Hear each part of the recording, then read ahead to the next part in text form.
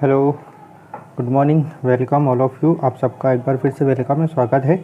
Let's start our today's session. So in previous session we already discussed chemical reaction और first point we already discuss. First point basic character of amine, ये जो first chemical reaction थी हम ये देख चुके थे, सबसे इंपॉर्टेंट पॉइंट था यही।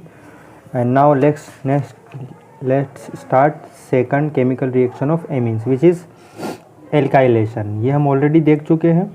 एमीन्स अंडरगो एल्काइलेशन और रिएक्ट विथ एल्काइल हैलाइड। जो एमीन्स होते हैं ये न्यूक्लियोफाइल की तरह भी काम करते हैं। ये रिएक्शन मैं आपको एक बार दिखा देता हूँ। See this is the reaction, nucleophilic substitution reaction. This is, ये देखो, ये प्राइमरी 1 डिग्री एमीन है। 1 डिग्री एमीन से न्यूक्लियोफाइल मिलता है आपको 1 डिग्री एमीन, ओके। और ये 1 डिग्री एमीन से आपका जो प्रोडक्ट बनता है वो होता है सेकेंडरी एमीन। तो 1 डिग्री एमीन जब एल्काइल हैलाइड से रिएक्शन करता है हेलो एल्केन से तो 2 डिग्री एमीन देता है, या जिसको हम सेकेंडरी एमीन बोलते हैं। अगर आपने 2 डिग्री एमीन लिया तो 2 डिग्री से 2 डिग्री न्यूक्लियोफाइल बनता है, और 2 डिग्री से आपका 3 डिग्री वाला एमीन जनरेट हो जाएगा, जिसको हम बोलते हैं टर्शियरी एमीन। और टर्शियरी एमीन ये reaction nucleophilic substitution reaction generally नहीं देता है, ठीक है। तो नेक्स्ट थर्ड रिएक्शन है आपकी एसाइलेशन रिएक्शन। एसाइलेशन रिएक्शन में क्या होता है, aliphatic and aromatic primary and secondary amine react with acyl chloride, anhydride and esters by nucleophilic substitution reaction. ये भी एक तरह की न्यूक्लियोफिलिक सब्स्टिट्यूशन रिएक्शन है। तो ये जो रिएक्शन है एलिफेटिक हो या एरोमेटिक हो, प्राइमरी और सेकेंडरी एमीन ही ये रिएक्शन शो करेंगे। टर्शरी ये 3 डिग्री एमीन ये रिएक्शन नहीं शो करेगा, ठीक है। तो देखो किससे रिएक्शन करेगा, या तो एसाइल क्लोराइड से, एनहाइड्राइड से और एस्टर से। This reaction is known as acylation. तो हम इस रिएक्शन को ऐसे समझ सकते हैं, देखो, रिप्लेसमेंट ऑफ हाइड्रोजन एटम। देखो ये 1 डिग्री एमीन में 2 हाइड्रोजन होते हैं और 2 डिग्री एमीन में 1 हाइड्रोजन होता है। तो ये जो हाइड्रोजन है ये रिप्लेस हो जाएगी एसाइल ग्रुप से। किससे रिप्लेस हो जाएगी, ये एसाइल ग्रुप से। तो देखो 1 डिग्री में 2 हाइड्रोजन है तो 1 हाइड्रोजन रिप्लेस हो जाएगी, और 2 डिग्री में 1 हाइड्रोजन है तो ये वाला हाइड्रोजन रिप्लेस हो जाएगा एसाइल ग्रुप से। और 3 डिग्री में तो कोई हाइड्रोजन होती नहीं है, इसलिए 3 डिग्री वाला ये रिएक्शन शो नहीं करेगा। इसके बाद जो आपको प्रोडक्ट, फाइनल जो प्रोडक्ट मिलेगा वो होगा एमाइड। फाइनल प्रोडक्ट आपको जो मिलेगा वो होगा amide. The reaction is carried out in the presence of A base stronger than amine. इस रिएक्शन को करने के लिए आपको बेस की ज़रूरत है, और वो बेस ऐसा होना चाहिए जो एमीन से ज़्यादा स्ट्रॉन्गर बेस हो। क्यों? क्योंकि जब ये रिएक्शन होगी तो रिएक्शन में HCl भी बनेगा। तो HCl और जो बेस होगा वो आपस में रिएक्शन करके उसको HCl को रिमूव कर देगा, और जो आपका इक्विलिब्रियम है वो फॉरवर्ड डायरेक्शन में शिफ्ट होगा। देखो इसको समझो, यहाँ पर रिएक्शन पूरी की पूरी दे रखी है। देखो दिस इज़ 2 हाइड्रोजन है, ये NH, ये जो पिंक लेटर में इसके ऊपर फोकस करो, यहाँ पे 2 हाइड्रोजन है। तो ये कौन सा एमीन है, 1 डिग्री एमीन है। इसके ऊपर ये 2 इलेक्ट्रॉन है, लोन पेयर। ये अपने 2 इलेक्ट्रॉन इस कार्बन को डोनेट करेगा, और कार्बन और ऑक्सीजन के बीच में ये जो डबल बॉन्ड है ये 2 इलेक्ट्रॉन इस तरफ शिफ्ट हो जाएंगे। तो नाइट्रोजन के ऊपर तो आएगा पॉजिटिव चार्ज, और इस ऑक्सीजन के ऊपर आ जाएगा नेगेटिव चार्ज। फिर नेक्स्ट स्टेप में क्या होगा, ये बेस हमने लिया है, ये नाइट्रोजन और हाइड्रोजन के बीच के दोनों इलेक्ट्रॉन वापस हाइड्रोजन के पास आएंगे।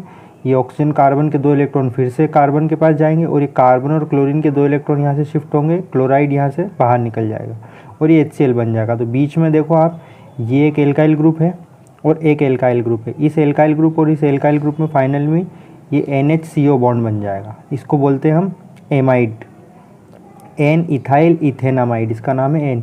ये जो HCl जनरेट हुआ, ये HCl जो ये हमने बेस लिया, इससे रिएक्शन करके इस HCl को रिमूव कर देगा, जिससे आपकी रिएक्शन फॉरवर्ड डायरेक्शन में चलती जाएगी, ठीक है।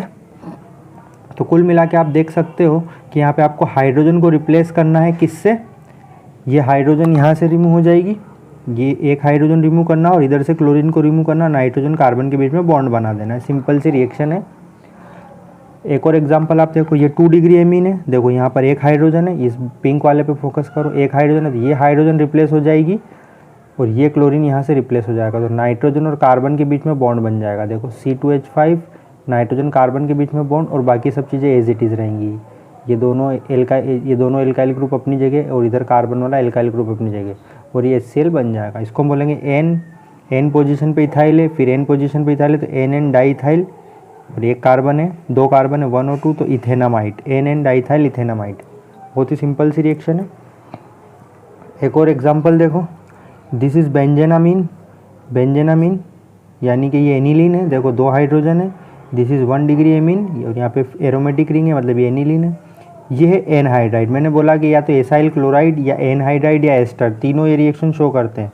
तो अभी तो हमने सिर्फ एसाइल क्लोराइड लिया था, ये तो एसाइल क्लोराइड वाला ग्रुप है। अब हम ले रहे हैं यहाँ पर ये एनहाइड्राइड वाला ग्रुप। ये एनहाइड्राइड का स्ट्रक्चर कुछ ऐसा होता है, कार्बन डबल बॉन्ड ऑक्सीजन, फिर बीच में कार्बन और ऑक्सीजन, कार्बन और कार्बन के बीच में एक ऑक्सीजन, और कार्बन और ये डबल बॉन्ड, और इधर एक कार्बोनाइल ग्रुप। दो कार्बोनाइल ग्रुप होंगे, एक कार्बोनाइल ग्रुप ये और एक कार्बोनाइल ग्रुप है। इन दोनों कार्बोनाइल ग्रुप के बीच में ऑक्सीजन होता है, और इस तरफ एक एल्काइल ग्रुप होगा और इस तरफ एक एल्काइल ग्रुप होगा, मिथाइल इथाइल कुछ भी, ठीक है। इसको हम बोलते हैं एनहाइड्राइड। तो कुछ नहीं करना आपको, बस यहाँ से एक हाइड्रोजन रिप्लेस करना है, नाइट्रोजन कार्बन के बीच में बॉन्ड बनाना है। देखो ये यहाँ से ये नाइट्रोजन, ये वाला ये NH ग्रुप, और इधर ये CO, ये एज इट इज़। एक कोई सा भी ले लो, चाहे तो इधर वाला लो या इधर वाला लो, बात सेम ही है, ठीक है। तो ये देखो ये बन जाएगा आपका एन फिनाइल इथेनामाइड, या इसको हम एसिटानिलाइड बोलते हैं, बहुत इंपॉर्टेंट रिएक्शन है। और इधर बनेगा आपका एसिटिक एसिड। ये जो देखो ये वाला ग्रुप तो है, ये ग्रुप तो है, इसके साथ चला जाएगा एमीन के साथ में। और ये जो इधर वाला है जो ग्रुप बताया CH3COO, इससे बन जाएगा आपका ये एसिड, ठीक है। ये एसिड किससे, बेस से रिएक्शन करके रिमूव हो जाएगा, और ये रिएक्शन फॉरवर्ड डायरेक्शन में चलती रहेगी। नेक्स्ट है आपका amines also react with benzoyl chloride. ये बेंजोइल क्लोराइड है, बेंजोइल क्लोराइड से रिएक्शन करेगा, वही रिएक्शन है ये। This reaction is known as benzoylation. इस रिएक्शन को हम बोलते हैं बेंजोइलेशन। देखो ये NH2 है, तो यहाँ से हाइड्रोजन रिमूव हो जाएगा, Cl यहाँ से रिमूव हो जाएगा, और ये एमाइड बन जाएगा, NHCO बन जाएगा बीच वाला ग्रुप, और ये साइड वाले ग्रुप दोनों एज इट इज रहेंगे। तो ये जो कलरफुल शो कर रखा है, इसके ऊपर फोकस करो आप, किससे क्या जनरेट हो रहा है, ठीक है। नेक्स्ट रिएक्शन है आपकी, ये भी another important reaction, carbyl amine reaction. ये भी बहुत इंपॉर्टेंट रिएक्शन है, carbyl amine reaction. Carbyl amine reaction कौन शो करता है, एलिफेटिक हो या एरोमेटिक हो, प्राइमरी एमीन शो करेगा सिर्फ, सेकेंडरी और टर्शरी एमीन ये रिएक्शन शो नहीं करता है। तो aliphatic and aromatic primary amines on heating with chloroform, जब आप इसको क्लोरोफार्म के साथ हीट करोगे, and एथेनोलिक potassium hydroxide, this is chloroform, this is primary amine, this is chloroform and this is potassium hydroxide, यानी कि एथेनोलिक लेना है, एथेनॉल में ये रिएक्शन होने वाली है। यहाँ पे एथेनॉल भी लिख लो। इसको जब आप हीट करोगे, ये जो NH2 ग्रुप है, ये NH2 ग्रुप कन्वर्ट हो जाएगा NC ग्रुप में, दिस इज आइसोसाइनाइड ग्रुप। ये जो NH2 ग्रुप है ये कन्वर्ट हो जाएगा आइसोसाइनाइड ग्रुप में, इसको हम बोलेंगे कार्बिलेमिन प्रोडक्ट। अब ये रिएक्शन जो है आइसोसाइनाइड या कार्बिलेमिन, ये रिएक्शन किस काम में आती है, ये जो सब्सटेंस बना है, ये जो आइसोसाइनाइड ग्रुप बना है, ये बहुत ही फॉल स्मेलिंग होता है। कहने का मतलब है इससे बहुत ख़तरनाक वाली स्मेल आती है। जब ये प्रोडक्ट बन जाएगा तो वो स्मेल से पहचान हो जाएगी कि ये प्रोडक्ट बन चुका है, उसकी स्मेल से ही आपको पता चल जाएगा। तो सेकेंडरी और टर्शरी एमीन ये रिएक्शन शो नहीं करते हैं। ये जो रिएक्शन है इसको हम आइसोसाइनाइड टेस्ट भी बोलते हैं। आपको सेकेंडरी, प्राइमरी, सेकेंडरी और टर्शरी, आपको जैसे आपको सेकेंडरी और टर्शरी एमीन दिया है और आपको पता लगाना है कि ये सेकेंडरी है या वन प्राइमरी है, तो आप क्या करोगे, ये रिएक्शन करवा के देखोगे। अगर फॉल स्मेल आ रही है इसका मतलब है कि वो प्राइमरी एमीन है, अगर फॉल स्मेल नहीं आ रही मतलब वो सेकेंडरी एमीन है। तो इसको हम एज ए टेस्ट की तरह भी यूज़ कर सकते हैं, टेस्ट करने के लिए कि कौन सी प्रोडक्ट है। नेक्स्ट रिएक्शन है आपकी reaction with nitrous acid. Fifth reaction है ये नाइट्रस एसिड, जिसको हम जनरेट करेंगे इन C2। तो ये नाइट्रस एसिड है, देखो ये रिएक्शन है mineral acid and sodium nitrite. ये जो है HCl ये मिनरल एसिड है और ये सोडियम नाइट्राइट है। इन दोनों की रिएक्शन से ये HNO2 बनेगा, इसको हम बोलते हैं नाइट्रस एसिड। ये और ये दोनों रिएक्शन मिक्सचर में ही जनरेट किए जाते हैं। तो जो रिएजेंट रिएक्शन मिक्सचर में जनरेट किया था उसको हम बोलते हैं इन C2। तो NaNO2 और HCl ये दोनों रिएक्शन मिक्सचर में HNO2 बनाएंगे। HNO2 और ये प्राइमरी एमीन की रिएक्शन होगी, तो यहाँ पे बनेगा आपका RN2+Cl। ये आपको याद रखना, ये जो N2+ ग्रुप है इसको बोलते हैं हम डाईएजोनियम ग्रुप। कौन सा ग्रुप है ये, diazonium group. This is N2+, ये जो ग्रुप दिख रहा है, और ये Cl यहाँ पर जरूरी नहीं है Cl- हो, और दूसरा भी कोई चार्ज हो सकता है, माइनस वाला कोई सा भी यहाँ पे कंपाउंड चलेगा। ये जो N2 ग्रुप आपको दिख रहा है इसको बोलते हैं हम डाईएजोनियम ग्रुप, याद रखना है नाम। ये बहुत ही अनस्टेबल सॉल्ट है। अब ये जो सॉल्ट बना है ये बहुत ही अनस्टेबल है, और जब ये इसको हम ऐसे ही छोड़ देंगे तो ये वाटर लिबरेट नाइट्रोजन गैस, ये नाइट्रोजन गैस रिमूव कर देगा और यहाँ से एल्कोहल बनाएगा विथ वाटर के साथ में, ठीक है। तो ये तो था प्राइमरी, अगर अब हम एरोमेटिक एमीन्स ले लेते हैं, एरोमेटिक मतलब यहाँ पे आर की जगह पे हम बेंजीन रिंग ले लेते हैं, ये एनिलीन है, तो NaNO2 और HCl की रिएक्शन होगी तो HNO2 रिएक्शन करेगा, आपको टेम्परेचर इतना रखना। तो ये देखो C6H5N2 प्लस और Cl, तो ये डायजोनियम ग्रुप बनेगा, बेंजीन डायजोनियम क्लोराइड, बहुत ही इंपॉर्टेंट कंपाउंड है। इसके बारे में भी हम बाद में बात करते हैं थोड़ी देर में, अगले लेसन में, ठीक है, नेक्स्ट सेशन में। तो ये डायजोनियम ग्रुप बनेगा, बहुत ही इंपॉर्टेंट, बहुत ज़्यादा इंपॉर्टेंट ग्रुप है ये, ठीक है, इससे रिलेटेड क्वेश्चन आते हैं एग्जाम में। नेक्स्ट है reaction with aryl sulfonyl chloride. तो देखो एरिल सल्फोनाइल क्लोराइड किसको बोलते हैं हम, एरिल मतलब यहाँ पे बेंजीन रिंग होगी, तो देखो बेंजीन सल्फोनाइल क्लोराइड, तो बेंजीन सल्फोनाइल क्लोराइड C6H5, ये SO2 को हम सल्फोनाइल बोलेंगे, SO2 एंड देन Cl, तो बेंजीन सल्फोनाइल देन क्लोराइड। इसको हम हिंसबर्ग रिएजेंट के नाम से भी जानते हैं, तो benzene sulphonyl chloride is also known as Hinsberg reagent, react with primary and secondary amine. अब ये जो हिंसबर्ग रिएजेंट है ये सिर्फ प्राइमरी और सेकेंडरी एमीन से ही रिएक्शन करेगा, टर्शियरी एमीन ये रिएक्शन शो नहीं करेगा, ठीक है। तो प्राइमरी और सेकेंडरी एमीन से रिएक्शन करेगा और आपका प्रोडक्ट बनेगा sulphonamides, the product form will be sulphonamides. तो अब देखो ये टू प्राइमरी और सेकेंडरी क्यों रिएक्शन कर रहा है, क्योंकि प्राइमरी में 2 हाइड्रोजन होते हैं और सेकेंडरी में 1 हाइड्रोजन होता है और टर्शियरी में 1 भी हाइड्रोजन नहीं होता, इसलिए ये रिएक्शन नहीं करेगा 3 डिग्री वाला। तो देखो प्राइमरी एमीन ये है आपका Hinsberg reagent, benzene SO2 and then Cl, benzene sulphonyl chloride. अब ये एमीन है, तो देखो ये ये जो पिंक कलर इसके ऊपर फोकस करो और इधर इस पिंक वाले हिस्से पर फोकस करो, तो यहाँ से हाइड्रोजन रिमूव होगा और यहाँ से क्लोरीन रिमूव होगा, तो नाइट्रोजन और सल्फर के बीच में बॉन्ड बन जाएगा। इन दोनों को रिमूव कर दो ये, और नाइट्रोजन और सल्फर के बीच में बॉन्ड बना दो, तो ये वाला हिस्सा एज इट इज़, ये वाला हिस्सा एज इट इज़, नाइट्रोजन और सल्फर के बीच में एक बॉन्ड बना दिया, तो यहाँ से एक ये NH2C2H5 ये वाला हिस्सा इधर अटैच हो जाएगा, ठीक है। अब और यहाँ पे बनेगा HCl, ठीक है। अब ये जो हाइड्रोजन अटैच है to nitrogen in the sulphonamide is strongly acidic due to the presence of strong electron withdrawing sulphonyl group, hence it is soluble in alkali. ये बहुत इंपॉर्टेंट पॉइंट लिखा है, नीचे देखो एक पॉइंट लिखा है यहाँ पर, soluble in alkali. Soluble in alkali का मतलब है कि ये जो है एल्काली में सोल्यूबल हो जाएगा, घुल जाएगा। सोल्यूबल क्यों हो जाएगा, बिकॉज ऑफ दिस हाइड्रोजन।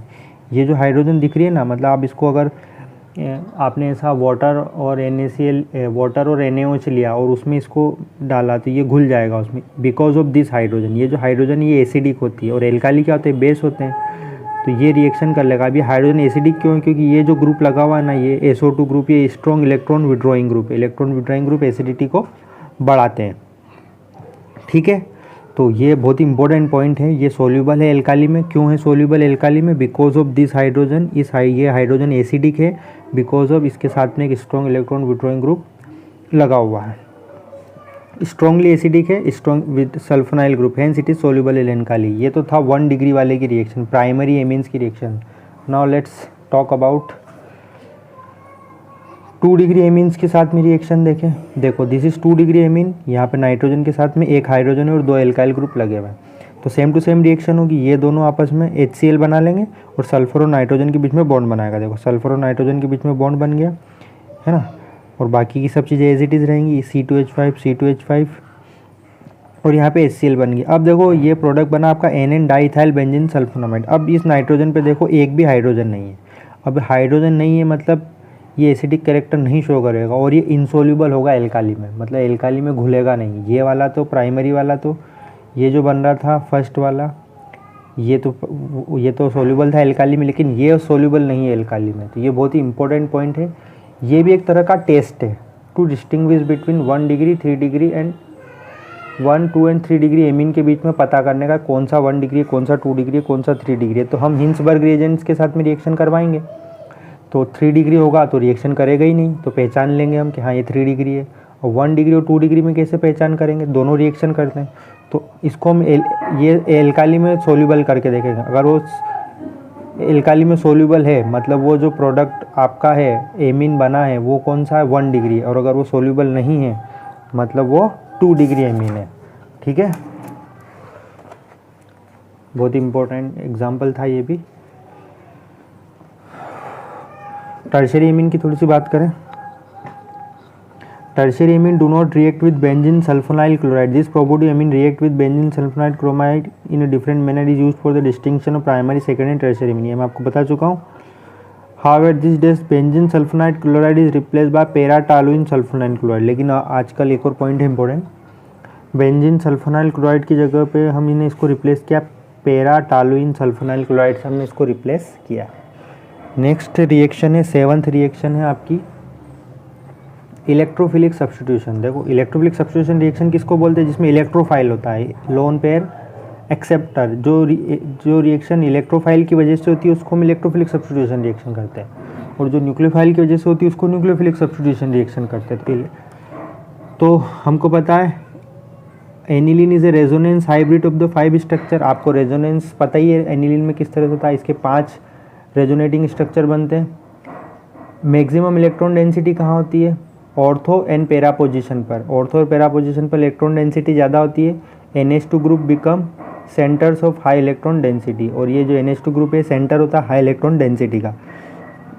तो NH2 ग्रुप कैसा होता है, ऑर्थो एंड पैरा डायरेक्टिंग होता है।